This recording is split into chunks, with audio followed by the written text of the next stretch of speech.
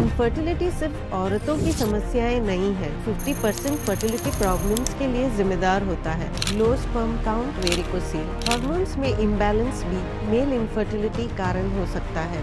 एक simple semen analysis यानी कि शुक्राणु की जांच से ये परेशानियां पकड़ी जा सकती है और सही समय पर इनका इलाज हो सकता है। अपने पेरेंटहुड के सपने को जल्द ही पूरा कर सकते हैं।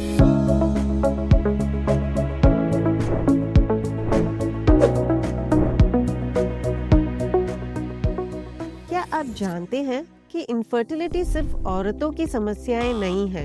एक्चुअली मेल इनफर्टिलिटी लगभग 40 to 50% फर्टिलिटी प्रॉब्लम्स के लिए जिम्मेदार होता है। अगर आप इनफर्टिलिटी से जूझ रहे हैं और अभी तक आपने स्पर्म एनालिसिस नहीं करवाया है, तो ये वीडियो दोस्तों आपके लिए है। मेल इनफर्टिलिटी का एक बहुत कॉमन कारण है लो स्पर्म काउंट या फिर लो मोटिलिटी या फिर क्वालिटी में इश्यूज हो सकते हैं। हेल्दी स्पर्म एग को फर्टिलाइज करने के लिए बहुत ही एसेंशियल होता है, लेकिन अगर स्पर्म का काउंट कम हो या अगर वो वीक या डिफेक्टिव हो तो ये फर्टिलाइजेशन का प्रोसेस मुश्किल हो जाता है। लो स्पर्म काउंट कई वजह से हो सकता है, जैसे एज, आपकी कोई हेल्थ कंडीशंस हो जैसे बीपी, डायबिटीज या फिर एनवायरमेंटल एक्सपोजर्स हो जैसे कि पेस्टिसाइड्स, प्लास्टिक्स, इन सब से स्पर्म का प्रोडक्शन इफेक्ट हो सकता है। अल्कोहल, स्मोकिंग, गुटखा, इन सब चीजों से स्पर्म का डीएनए डैमेज हो सकता है और इससे अबॉर्शन का रिस्क भी बढ़ जाता है। एक सिंपल सेमेन एनालिसिस यानी कि शुक्राणु की जांच से ये परेशानियां पकड़ी जा सकती है और सही समय पर इनका इलाज हो सकता है।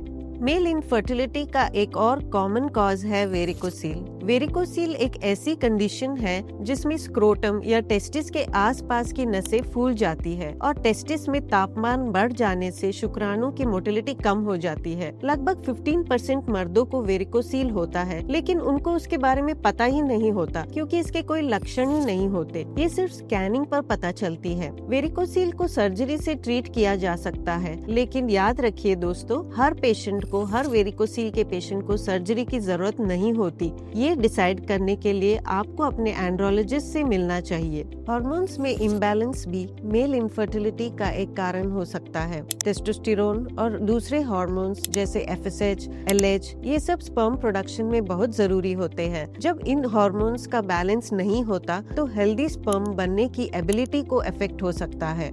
हार्मोनल इम्बैलेंस कई कारण से हो सकता है, जैसे मोटापा, स्ट्रेस, डायबिटीज या फिर कुछ पिट्यूटरी ग्लैंड डिसऑर्डर से भी हो सकता है। लेकिन हार्मोन ट्रीटमेंट से इम्बैलेंस को ठीक किया जा सकता है और आपके प्रेग्नेंट होने के चांस को बढ़ाया जा सकता है। कभी कभी मेल इनफर्टिलिटी का कॉज लाइफस्टाइल फैक्टर्स और एनवायरमेंटल एक्सपोजर्स भी हो सकता है। सही डाइट ना लेना, एक्सरसाइज ना करना, पानी कम पीना और अपनी वर्क लाइफ को बैलेंस ना करना, कुछ टॉक्सिन से एक्सपोज होना जैसे कि पेस्टिसाइड्स है, प्लास्टिक के फ्यूम्स है, सिगरेट या फिर अल्कोहल, इन सब का सेवन करने से भी स्पर्म्स का क्वालिटी इफेक्ट हो सकता है।